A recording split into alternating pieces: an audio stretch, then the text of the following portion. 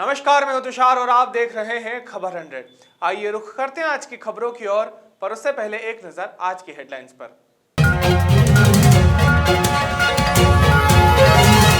26/11 हमले का मास्टरमाइंड हुआ गिरफ्तार।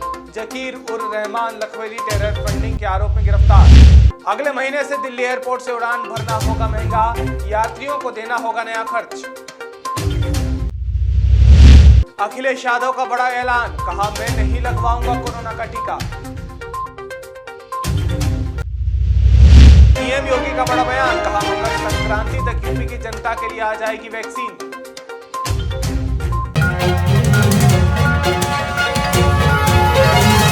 शनिवार को राजधानी भोपाल के हनुमानगंज इलाके के लक्ष्मी टॉकीज सराय के पास नगर निगम की टीम ने अंतर्राज्यीय नकबजन बॉबी उर्फ अशरफ के अवैध निर्माण को तोड़ने की कार्रवाई की है। बताया जा रहा है कि भूमाफियाओं के खिलाफ चलाए जा रहे अभियान के तहत नगर निगम की टीम ने पुलिस बल की मौजूदगी में इस कार्यवाही को अंजाम दिया है। वहीं पुलिस से मिली जानकारी के अनुसार उक्त बदमाश पर भोपाल सहित कई इलाकों में चोरी, लूट और मारपीट के मामले दर्ज हैं। ये अवैध निर्माण की कार्रवाई है। हनुमानगंज थाने के अंतर्गत जो है बॉबी नामक व्यक्ति है, चोरी के और लूट वगैरह के कई जो है अपराध इनके ऊपर दर्ज हैं। इनका जो मकान है इसको अवैध निर्माण पाया गया है, इसको तोड़ने की कार्रवाई। क्या इसका अवलोकन किया गया था कि अवैध निर्माण देखने में आया है? जांच पूरी की जा चुकी है बिल्डिंग परमिशन शाखा के द्वारा, जिसमें ये निर्माण जो है अवैध पाया गया है। मध्य प्रदेश में केंद्रीय स्वास्थ्य मंत्रालय के निर्देशन के बाद शुरू हुए कोरोना वैक्सीन के ड्राई रन पर कांग्रेस विधायक और पूर्व मंत्री पीसी शर्मा ने सवाल खड़े किए हैं। उनका कहना है कि जो वैक्सीन दूसरे देशों में बनी है वो टेस्ट कराने के बाद सीधा लोगों को दी जा रही है और उसके रिजल्ट भी ठीक आ रहे हैं, लेकिन लोगों पर ट्रायल का कोई मतलब नहीं है और ट्रायल के बाद ही वैक्सीन किसी को दिया जाना चाहिए। ऐसा ना हो कि आफ्टर इफेक्ट सामने आ जाए। अभी जो हो रहा है वो केवल पब्लिसिटी स्टंट है। देखिए, वैक्सीन जो दूसरे देशों में बनी है, अमेरिका या दूसरे, तो उसको सब तरह से टेस्ट करने के बाद सीधा दी जा रही है और उनके रिजल्ट्स ठीक आ रहे हैं। लेकिन मैं समझता हूँ किन्हीं लोगों पे भी इसकी ट्रायल का कोई मतलब नहीं है। इसकी पूरी ट्रायल्स पहले हो तब किसी को वैक्सीन लगे, नहीं तो ऐसा ना हो कि इसके आफ्टर इफ़ेक्ट्स हो जाए। जैसे डॉक्टर्स का ये कहना है कि इसके बाद जो वैक्सीन लगेगी तो सिर दर्द और दूसरे इस तरह के रिएक्शंस इसमें होंगे। 7 दिन तक उस सब चीज़ों को देखा जाएगा। पर ये अभी जितना भी हो रहा है ये केवल एक पब्लिसिटी वो है। अभी वैक्सीन मैं समझता हूँ जो पूना में जो वैक्सीन बनी है वो वैक्सीन, और जो बाहर से विदेशों से आ रही है वो वैक्सीन सब देखना पड़ेगा मैं समझता हूँ, क्योंकि ये 60 करोड़ लोगों को हिंदुस्तान में लगना है और मध्य प्रदेश में भी मैं समझता हूँ कि करोड़ में ही जाएगी संख्या। तो टेस्ट एंड ट्रायल के बाद ही लगे, जिससे वैक्सीन लगने से और परेशानी पैदा ना हो। हाल ही में लाल सिंह आर्य ने प्रेस कॉन्फ्रेंस की, जिसमें उन्होंने कई मुद्दों पर चर्चा की। 11वीं के ऊपर वाले बच्चों को छात्रवृत्ति में वृद्धि के ऊपर बात करते हुए कहा कि 57 साल से कांग्रेस राज कर रही थी, उस समय छात्रवृत्ति नहीं पहुंच रही थी। 1944 से लेकर अभी कुछ दिनों तक सिर्फ 1100 करोड़ रुपए छात्रवृत्ति में खर्च हुए थे। साथ ही कहा कि अब 59,000 करोड़ रुपए एससी के छात्रों पर खर्च करेंगे। आने वाले 5 सालों में यह राशि 5% तक बढ़ेगी। लाल सिंह आर्य ने प्रेस कॉन्फ्रेंस में कांग्रेस पर कई निशाने साधे। पिछले 7-8 दिन पहले देश के यशस्वी प्रधानमंत्री नरेंद्र मोदी जी के नेतृत्व में देश के सामाजिक न्याय मंत्री आदरणीय थावरचंद जी गहलोत द्वारा केंद्रीय मंत्री परिषद में एक प्रस्ताव लाए। वो प्रस्ताव था कक्षा 11वीं से ऊपर के जितने विद्यार्थी हैं पोस्ट मैट्रिक के, उनकी छात्रवृत्ति में एक बड़ी वृद्धि करने का प्रस्ताव था। ये एक ऐतिहासिक, एक पारदर्शी कदम जो केंद्र सरकार लाई है। मैं ये जानबूझकर इसलिए कह रहा हूं, आजादी के पहले 1944 में ये छात्रवृत्ति प्रारंभ हुई थी। 57 ईयर देश में कांग्रेस ने राज्य किया।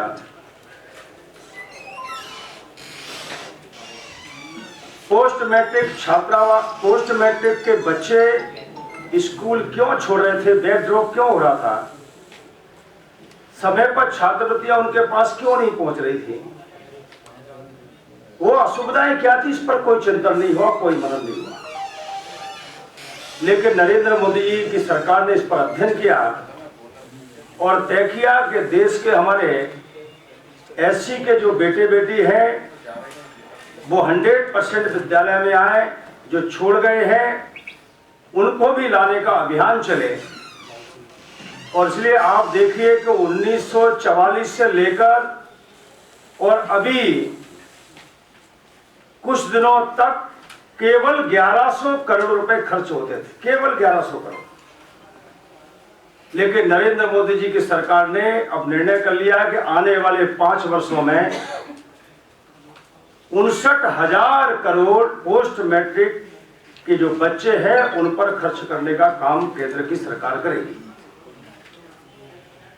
60% हिस्सा केंद्र सरकार का रहेगा, यानी कि 35,000 करोड़ से अधिक रुपए केंद्र की सरकार करेगी और 40% प्रदेश की सरकारें करेगी।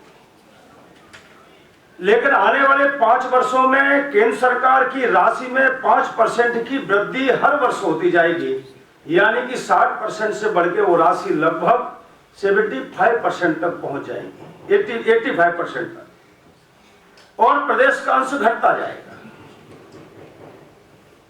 अभी तक जो बच्चे इस छात्रवृत्ति से लाभ ले रहे थे वो 60 लाख थे, लेकिन अब एससी के 11वीं से ऊपर के बच्चे इस छात्रवृत्ति का 4 करोड़ बच्चे लाभ लेंगे। पिछले वर्षों में बैकड्रॉप जो हो गया है, बच्चे विद्यालय छोड़ गए हैं, ऐसे 1 करोड़ 36 लाख बच्चों को पुनः विद्यालय में प्रवेश कराने के लिए सरकार अभियान चलाएगी। हाल ही में मध्य प्रदेश कांग्रेस कमेटी के प्रवक्ता अजय सिंह यादव ने मीडिया से बातचीत करते हुए कहा कि मध्य प्रदेश में भारतीय जनता पार्टी की सरकार धनादेश की सरकार और गद्दारों की सरकार बन के रह रही है। इसीलिए मंत्रिमंडल विस्तार में भाजपा के निष्ठावान नेताओं को स्थान न देते हुए कांग्रेस से गद्दारी करके सरकार गिराने वालों को फिर से तोहफा दिया जा रहा है। अजय सिंह यादव ने कहा कि यह सरकार पूरी तरह ज्योतिरादित्य सिंधिया के दबाव में है और सिंधिया जी रिमोट कंट्रोल से सरकार को संचालित कर रहे हैं। मध्य प्रदेश में भारतीय जनता पार्टी की सरकार धनादेश की सरकार, गद्दारों की सरकार बन के रह गई है। इसलिए मंत्रिमंडल विस्तार में भाजपा के निष्ठावान नेताओं, चाहे गौरीशंकर बिसेन हो, अजय बिश्नोई हो, राजेंद्र शुक्ला हो, सुरेंद्र पटवा हो, इन लोगों को स्थान ना देते हुए कांग्रेस से गद्दारी करके सरकार गिराने वालों को फिर से तोहफा दिया जा रहा है और केवल तुलसी सिलावट और गोविंद राजपूत को शपथ दिलाई जा रही है। यह सरकार पूरी तरह सिंधिया जी के दबाव में है। सिंधिया जी रिमोट कंट्रोल से इस सरकार को संचालित कर रहे हैं। ऐसी सरकार कभी प्रदेश का भला नहीं कर सकती है और भारतीय जनता पार्टी के नेता अपनी ही सरकार में अपमानित और घुटन महसूस कर रहे हैं। इस तरह की घुटन का परिणाम जल्द ही दिखाई देगा। कोरोना महामारी के इस मुश्किल भरे समय में स्वास्थ्य विभाग और प्रशासन के ऊपर काफी जिम्मेदारियां हैं। इसी कड़ी में मध्य प्रदेश के चिकित्सा शिक्षा मंत्री विश्वास सारंग भोपाल के हमीदिया अस्पताल में निरीक्षण के लिए पहुंचे, जहां उन्होंने कोविड वार्ड का निरीक्षण किया। इसी दौरान मरीजों के परिजनों से मंत्री सारंग ने अस्पताल में उपचार को लेकर की जा रही लापरवाही को लेकर शिकायतें भी मंत्री सारंग के पास आई। मामले की गंभीरता को देखते हुए मंत्री सारंग प्रबंधक के रवैये पर नाराज हुए और कहा कि उपचार को लेकर समझौता नहीं किया जाएगा। साथ ही कहा कि अब कोई लापरवाही की शिकायत आई तो संबंधित व्यक्ति कार्यवाही के लिए तैयार रहे। आज हमने हमीदिया हॉस्पिटल का दौरा किया है और इस पूरे प्रक्रिया के सरलीकरण के लिए हम पूरी कवायद कर रहे हैं। इलाज तो चल ही रहा है। पूरे महीने में लगभग 30 से 40 हज़ार पेशेंट आते हैं। मध्य प्रदेश का सबसे बड़ा अस्पताल है, तो निश्चित रूप से एक बड़ा पेशेंट्स को आने की स्थिति है। तो हमें ये सुनिश्चित करना है कि सभी की व्यवस्था चुस्त दुरुस्त हो और इसीलिए आज मैंने यहाँ पर दौरा किया है। आगे और अच्छी व्यवस्था हो जाए इसकी पूरी व्यवस्था हम कर रहे हैं और साइनेज को हम प्रमुखता के साथ यहाँ लगा रहे हैं, जिसमें कोई भी पेशेंट आए तो उसको स्वयं इस बात का ज्ञान हो जाए कि उसको कहाँ जाना है, किस काउंटर पे जाना है। सब व्यवस्थाएं हम चुस्त दुरुस्त कर रहे हैं। अभी के लिए केवल इतना ही। बाकी ताजा खबरों के लिए जुड़े रहिए खबर 100 के साथ, जनता की बुलंद आवाज।